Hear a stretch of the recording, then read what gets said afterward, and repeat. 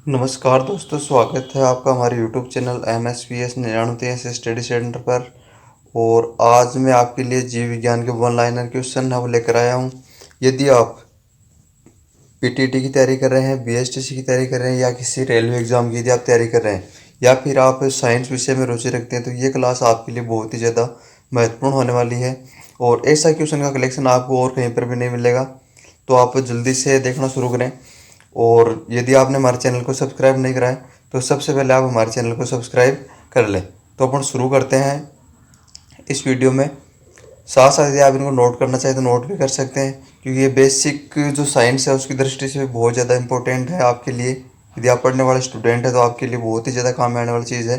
तो हम शुरू करते हैं। सबसे पहले पहला क्वेश्चन है, मानव के जीवन में कितने दांत हैं वो 2 बार विकसित होते हैं। यानी कि अपने जो मुख्य दांतों की संख्या 32 होती है, लेकिन उनमें से कितने दांत है वो 2 बार विकसित होते हैं। तो उसका उत्तर हो जाएगा 20। यानी कि 20 दांत है वो मनुष्य के जीवन में 2 बार विकसित होते हैं।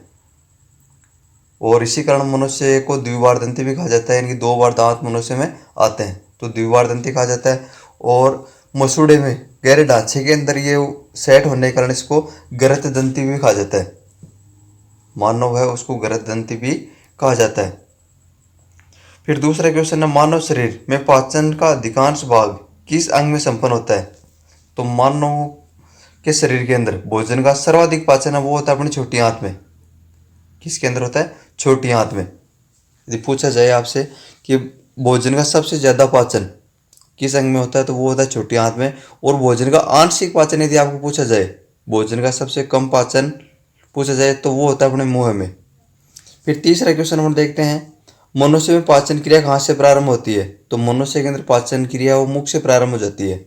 जैसे अपने लार के अंदर जो एंजाइम होता है टाइलिन या एमिलेज, ये अपने भोजन के अंदर मिलता है और ये स्टार्च का पाचन शुरू करता है। तो यहीं से अपने भोजन की पाचन क्रिया शुरू हो जाती है। और इसी कारण जो मुख है उससे अपने भोजन का आंशिक पाचन कहा जाता है। कि भोजन का आंशिक पाचन किससे होता है तो ये होता है मुख से। और भोजन का सर्वाधिक पाचन कहाँ पर होता है तो ये होता है छोटी आंत में। फिर क्वेश्चन नंबर 4, सर्वप्रथम रक्त परिसंचरण तंत्र का अध्ययन किसने किया। तो ये क्या था? विलियम हार्वे ने। रक्त परिसंचरण तंत्र के जो खोज करता है वो है विलियम हार्वे। विलियम हार्वे है उसको रक्त परिसंचरण तंत्र का खोजकर्ता कहा जाता है। तो आप इसको नोट कर लें, विलियम हार्वे। विलियम हार्वे है उसको रक्त परिसंचरण तंत्र का खोजकर्ता कहा जाता है। फिर क्वेश्चन नंबर 5, पेस मेकर का संबंध किससे है। तो पेस मेकर है उसका संबंध होता है अपने हृदय से, हार्ट से होता है। और इसको गति प्रेरक भी कहा जाता है। पेस मेकर है इसको गति प्रेरक भी कहा जाता है, क्योंकि यही विद्युत आवेग उत्पन्न करता है और जिसकी वजह से अपना हृदय उसके अंदर गति होती है। फिर क्वेश्चन नंबर 6, पेस मेकर का कार्य है, यानी कि पेस मेकर है ये क्या कार्य करता है तो ये दिल की धड़कन प्रारंभ करता है। यानी कि जो अपनी हार्ट बीट है, हृदय की धड़कन है, उसको प्रारंभ कौन करता है तो उसको प्रारंभ करता है पेस मेकर। फिर क्वेश्चन नंबर 7, गति प्रेरक किससे संबंधित है। तो गति प्रेरक है वो हृदय से संबंधित है, अपना पेस मेकर है इसी को गति प्रेरक कहा जाता है। फिर अपन देखते हैं क्वेश्चन नंबर 8, किन की भित्तियों पर रक्त द्वारा डाले गए दबाव को रक्त दाब कहते हैं। यानी किसकी जो भित्तियां हैं उसके ऊपर जो रक्त का दबाव डाला जाए तो अपन उसको रक्त दाब कहते हैं। तो ये कहते हैं धमनियाँ। अपने धमनियाँ उसकी दीवारों पर बहते रक्त द्वारा डाले गए दाब को क्या बोलते हैं? रक्त दाब कहा जाता है। ये जो परिभाषा है ये 10th के विद्यार्थियों के लिए बहुत ही ज़्यादा मोस्ट इंपॉर्टेंट है। तो ये हो गई अपने रक्तदाब की परिभाषा, यानी कि बहते रक्त द्वारा धमनियों की दीवार पर डाले गए दाब को क्या कहते हैं? रक्तदाब कहा जाता है। फिर क्वेश्चन नेक्स्ट क्वेश्चन, सोते समय रक्तदाब में क्या परिवर्तन होता है।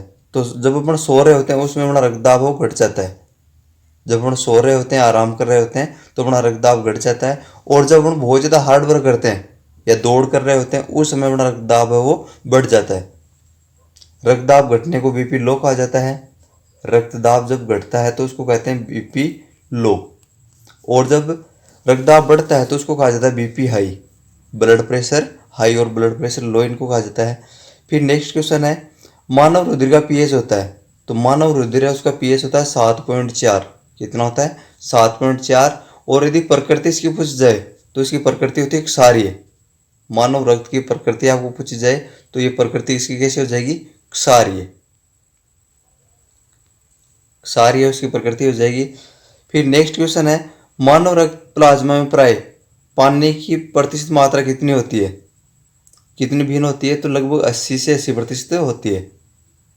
और प्लाज्मा और कोशिका का यदि आपको रेशियो पूछा जाए तो ये होता है 45 और 55 का। 45% भाग होता है वो होता है अपनी कोशिकाओं का, और 55% भाग होता है प्लाज्मा का। फिर नेक्स्ट क्वेश्चन है, रक्त में पाए जाने वाले धातु है, तो रक्त के अंदर जो पाए जाने वाला धातु वो है लोहा, आयरन धातु अपने रक्त में पाई जाती है। और अब ये अपने शरीर के अंदर रक्त में उपस्थित जो हीमोग्लोबिन वर्णक होता है उसके निर्माण में सहायक होती है। हीमोग्लोबिन वर्णक है, उसके निर्माण में कौन सी धातु सहायक होती है? तो लोहा। और इसी हीमोग्लोबिन वर्णक के कारण ही अपने रक्त का रंग कैसा होता है? लाल होता है। फिर नेक्स्ट क्वेश्चन, रक्त का शुद्धिकरण कहाँ पर होता है, यानी कि अपना जो ब्लड है उसका शुद्धिकरण कहाँ पर होता है? तो इसका शुद्धिकरण होता है किडनी में। अपने जो वृक्क होते हैं जिसको अपन गुर्दे भी बोलते हैं अपनी भाषा में, तो वहाँ पर अपने रक्त का शुद्धिकरण होता है। यहाँ से जो नाइट्रोजनी अपशिष्ट होते हैं इनको यहाँ रक्त से अलग कर दिया जाता है। तो रक्त के अंदर घुली हुई जो अशुद्धियाँ होती है उसका फिल्टर तो हो गया किडनी में, और रक्त के अंदर घुली हुई जो गैसीय अशुद्धियाँ होती है, इन गैस से उनका फिल्टराइजेशन कहाँ होता है? तो वो होता है अपने फेफड़ों में। फिर नेक्स्ट क्वेश्चन है, अधिकतम पोषक तत्व रक्त में कहाँ से अवशोषित कर ले जाते हैं? तो ज़्यादातर जो पोषक तत्व वो अपनी छोटी आंत में है अवशोषित कर ले जाते हैं, क्योंकि यहीं पर अपने भोजन का सर्वाधिक पाचन होता है। फिर नेक्स्ट क्वेश्चन, लार में कौन सा एंजाइम पाया जाता है? तो लार है, लार के अंदर टाइलिन या एमिलेज, टाइलिन या एमिलेज नामक एंजाइम पाया जाता है। फिर अपन देखते हैं नेक्स्ट क्वेश्चन, पेट में भोजन को पचाने के लिए किसकी खास आवश्यकता होती है? तो अपना पेट है उसके अंदर भोजन को पचाने के लिए विभिन्न प्रकार के जो रस होते हैं उनको एंजाइम कहा जाता है। एंजाइम या पाचक रसों की आवश्यकता होती है। फिर नेक्स्ट क्वेश्चन, लार किसके पाचन में सहायक होती है? तो लार है वो स्टार्च या मंड के पाचन में सहायक होती है। लार के अंदर उपस्थित जो एंजाइम होते हैं टाइलिन या एमिलेज, तो ये किसका पाचन करते हैं? स्टार्च का। फिर अगला क्वेश्चन, मानव के अमाशय में अम्ल एक्स उत्पन्न होता है जो भोजन के पाचन में सहायता करता है। तो मानव का जो अमाशय है उसके अंदर अम्ल है उसका नाम होता है HCl, हाइड्रोक्लोरिक अम्ल। HCl या हाइड्रोक्लोरिक अम्ल वो पाया जाता है। और इसके अलावा मानव के अमाशय के अंदर एक तो जठररस होता है और दूसरा श्लेष्मा का स्राव भी होता है। और पेप्सिन एंजाइम होता है जो प्रोटीन का पाचन करता है।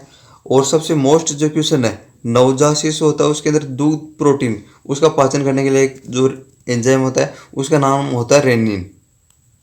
रेनिन नामक एंजाइम है वो नवजात शिशु के अंदर दूध प्रोटीन उसका पाचन करता है। फिर नेक्स्ट क्वेश्चन है, क्रेब्स चक्कर में किसका संश्लेषण होता है? तो क्रेब्स चक्कर है उसके अंदर पायरुविक अम्ल का संश्लेषण होता है। किसका संश्लेषण होता है? पायरुविक अम्ल का। फिर नेक्स्ट क्वेश्चन, मानव शरीर में खून के शुद्धिकरण की प्रक्रिया को कहते हैं। तो ब्लड का जो शुद्धिकरण है या रक्त से जो मूत्र निर्माण की प्रक्रिया उसको कहा जाता है डायलिसिस। डायलिसिस इसको कहा जाता है। फिर अगला क्वेश्चन, पेप्सिन बदल देता है। तो पेप्सिन मुख्य रूप से प्रोटीन पर क्रिया करता है। पेप्सिन प्रोटीन पर क्रिया करता है और इसको पॉलीपेप्टाइड में बदलता है। पेप्सिन प्रोटीन पर क्रिया करके उसको किस के अंदर बदल देता है? पॉलीपेप्टाइड में। फिर अगला क्वेश्चन है, पाचन क्रिया में प्रोटीन किस पदार्थ में बदल जाते हैं? तो पाचन क्रिया के दौरान जो अपने प्रोटीन है उसको एमिनो अम्ल के रूप में बदल दिया जाता है। फिर अगला क्वेश्चन, वह अंग कौन सा है? वह अंग कौन सा है जो मानव शरीर में ग्लाइकोजन के रूप में कार्बोहाइड्रेट को जमा करता है? तो वो अंग हो जाएगा अपना यकृत। यकृत है वो ग्लाइकोजन के रूप में कार्बोहाइड्रेट को जमा रखता है। फिर अगला क्वेश्चन है, पित्त किसके द्वारा पैदा किया जाता है? यानी कि पित्त है वो उत्पन्न करने वाला अंग कौन सा है? तो वो है यकृत। इसको लीवर भी कहा जाता है। लीवर या यकृत है वो पित्तरस का स्राव करता है, पित्तरस उत्पन्न करता है। फिर नेक्स्ट क्वेश्चन नंबर देखते हैं, पित्त बाइल, पित्त है उसको बाइल कहा जाता है, बाइल जूस भी अपन कहते हैं। तो पित्त जमा होता है, तो पित्त है वो पित्ताशय के अंदर जमा होता है, पित्ताशय के अंदर स्टोर रहता है, या इसको पित्त की थैली भी कहा जाता है। फिर नेक्स्ट क्वेश्चन, स्वस्थ मनुष्य का रक्तचाप सिस्टोलिक और डायस्टोलिक होता है। तो सिस्टोलिक बोलते हैं अधिकतम रक्तचाप को और डायस्टोलिक बोलते हैं निम्न को। तो 120 mm व 180 mm। तो सिस्टोलिक तो हो जाएगा 120 mm और डायस्टोलिक इसमें हो जाएगा 80 mm, यानी कि अधिकतम 120 और न्यूनतम 80। फिर नेक्स्ट क्वेश्चन है, दौड़ लगाते समय मनुष्य का रक्तचाप क्या होता है उसके अंदर, तो ये बढ़ जाता है। जैसे अपन दौड़ लगाते हैं तो दौड़ लगाते समय जो अपना रक्तचाप होता है वो बढ़ जाता है, यानी बीपी है वो हाई हो जाती है। फिर अगला क्वेश्चन, सामान्य जीवन काल में मनुष्य का हृदय लगभग कितनी बार धड़कता है, तो 2 अरब बार। यानी उसके पूरे जीवन काल की अपन बात करें तो लगभग 2 बार। और 1 मिनट की अपन बात करें तो 72 बार। 1 मिनट के अंदर अपना हृदय कितनी बार धड़कता है, तो ये धड़कता है 72 बार। 10 सेकंड में लगभग 12 बार। 10 सेकंड में पूछा जाए तो लगभग 12 बार हो जाएगा, और 1 मिनट में यदि पूछा जाए तो लगभग 72 बार। और एक बार में ये 70 ml ब्लड है पंप करता है। हृदय है वो एक बार जब धड़कता है तो कितना ml रक्त को पंप करता है, लगभग 70 ml। 70 ml रक्त को पंप करता है। फिर नेक्स्ट क्वेश्चन, मानव शरीर में हृदय का कार्य है, तो मानव का जो हृदय होता है वो एक पंप की भांति काम करता है। अपना पूरा का पूरा जो ब्लड है उसको क्या करता है, पंप करने का काम करता है, तो पंपिंग स्टेशन की तरह काम करता है। फिर अगला क्वेश्चन, रक्त में लाल रंग किसके कारण होता है, यानी कि जो मनुष्य है उसका रक्त है वो लाल रंग का क्यों होता है, सजीवों का रक्त है उसके लाल होने का क्या कारण है, तो उसके अंदर एक वर्णक पाया जाता है जिसको हम बोलते हैं हीमोग्लोबिन। हीमोग्लोबिन नामक वर्णक के कारण अपना रक्त है उसका रंग लाल होता है। फिर नेक्स्ट क्वेश्चन है, हीमोग्लोबिन में होता है, तो हीमोग्लोबिन है उसके अंदर लोहा धातु होती है, लोहा या आयरन होता है, या इसके निर्माण के लिए लोहा या आयरन की आवश्यकता होती है। फिर नेक्स्ट क्वेश्चन, शरीर में हीमोग्लोबिन का कार्य है, तो शरीर है उसके अंदर हीमोग्लोबिन का कार्य होता है ऑक्सीजन का परिवहन करना। हीमोग्लोबिन और ऑक्सीजन का परिवहन करता है ऑक्सी हीमोग्लोबिन के रूप में।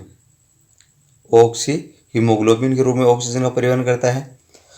फिर नेक्स्ट क्वेश्चन है, हीमोग्लोबिन किसका महत्वपूर्ण घटक है, तो ये होता है आरबीसी का, और इसी के कारण जो अपनी लाल रक्त कणिका है उसका रंग लाल होता है। आरबीसी का पूरा नाम हो जाएगा लाल रक्त कोशिका या रेड ब्लड सेल, इसको कहा जाता है। तो आरबीसी या हीमोग्लोबिन है, इनका कार्य होता है ऑक्सीजन का परिवहन करना। फिर नेक्स्ट क्वेश्चन है, हीमोग्लोबिन का कार्य है तो हीमोग्लोबिन ऑक्सीजन ले जाने का काम करता है, आरबीसी के अंदर उपस्थित होता है और ऑक्सीजन ले जाने का काम करता है। हाँ जी, नेक्स्ट क्वेश्चन पर देखते हैं, किसकी सहायता से रक्त द्वारा ऑक्सीजन ले जाया जाता है, तो ये ले जाया जाता है लोहित कोशिकाएं। लोहित कोशिकाएं उनकी सहायता से। फिर अगला क्वेश्चन है, जब कोई भारी पदार्थ मानव रुधिर प्रणाली में प्रविष्ट होता है तो प्रतिक्रिया कौन प्रारंभ करता है, तो ये करती है अपनी डब्ल्यूबीसी या श्वेत रुधिर कणिकाएं, इसको कहा जाता है वाइट ब्लड सेल्स। फिर अगला क्वेश्चन है, लाल रक्त कणिकाएं आरबीसी कहाँ उत्पन्न होते हैं, तो ये होते हैं अस्थि मज्जा में। अस्थि मज्जा या बोन मेरो, इंग्लिश के अंदर इसको बोन मेरो कहा जाता है। फिर अगला क्वेश्चन है, किसको आरबीसी का कब्रिस्तान कहा जाता है, तो प्लीहा। प्लीहा इसको इंग्लिश में कहा जाता है स्प्लीन। प्लीहा या स्प्लीन को आरबीसी का कब्रिस्तान कहा जाता है। और जो नवजात शिशु होता है उसके अंदर आरबीसी का निर्माण प्लीहा में होता है, लेकिन जैसे जैसे वयस्क होता है तो उसके बाद जो आरबीसी उसका कब्रिस्तान प्लीहा को कहा जाता है। फिर अगला क्वेश्चन है, मनुष्य की लाल रक्त कोशिकाओं का जीवन काल कितना होता है, यानी कि आरबीसी है उनका जीवन काल कितना होता है, तो आरबीसी का जीवन काल होता है 120 दिन का। 120 दिन का। और यदि पूछा जाए डब्ल्यूबीसी का जीवन काल कितना होता है, तो डब्ल्यूबीसी का जीवन काल होता है 5 से 7 दिन का। 5 से 7 दिन या 4 से 7 दिन का इनका जीवन काल होता है। और अपने प्लेटलेट्स का जीवन काल पूछा जाए तो वो होता है 10 दिन का। प्लेटलेट्स है उनका जीवन काल होता है 10 दिवस का। फिर नेक्स्ट क्वेश्चन है, पचे हुए भोजन में मौजूद विषैले पदार्थ का कौन सा अंग शोषण करता है, यानी कि उनको अलग करने का कार्य कौन करता है, तो वो करता है यकृत। यकृत है ये भोजन में उपस्थित जो विषैले पदार्थ होते हैं उनको अलग करने का काम करता है। फिर अगला क्वेश्चन है, मानव शरीर में लाल रक्त कण का निर्माण कहाँ होता है, लाल रक्त कण या आरबीसी का निर्माण, तो ये होता है बोन मेरो में या अस्थि मज्जा, उसके अंदर इसका निर्माण होता है। फिर अगला क्वेश्चन है, लाल रुधिर कणिकाओं का उत्पादन किसके द्वारा होता है, तो ये उत्पादन का कार्य भी अस्थि मज्जा का होता है, बोन मेरो का होता है। फिर नेक्स्ट क्वेश्चन है, उच्च उन्नांश पर मानव शरीर में आरबीसी की संख्या वो बढ़ती है, यानी कि जैसे अपन ऊंचाई पर जाते हैं तो आरबीसी उनकी संख्या बढ़ने लगती है। फिर अगला क्वेश्चन है सफ़ेद रक्त कण WBC का मुख्य कार्य होता है। तो WBC इसका मुख्य कार्य होता है रोग प्रतिरोधक क्षमता को बढ़ाना, रोग प्रतिरोधक क्षमता को बढ़ाना या जो भी बाहरी रोगाणु होते हैं उनको नष्ट करना। और इस कारण इसको सैनिकणिका भी कहा जाता है, इनकी बाहरी जो रोगाणु होते हैं उनको नष्ट करने के कारण WBC को सैनिकणिका भी कहा जाता है। फिर अगला क्वेश्चन है मनुष्य में मेरुदंड से कितनी जोड़ी तंत्रिकाएं निकलती है। तो इसका राइट आंसर हो जाएगा 31 जोड़ी। इसका राइट आंसर क्या हो जाएगा 31 जोड़ी जो तंत्रिकाएं हैं वो अपने मेरुदंड से निकलती है। फिर नेक्स्ट क्वेश्चन प्रतिवर्ती क्रियाओं का नियंत्रण केंद्र कहाँ पर होता है। जो प्रतिवर्ती क्रियाएं होती है उसका नियंत्रण केंद्र होता है कशेरुक रज्जु में, कशेरुक रज्जु। उसके बाद अगला क्वेश्चन स्तनधारी किससे यूरिया बनाते हैं।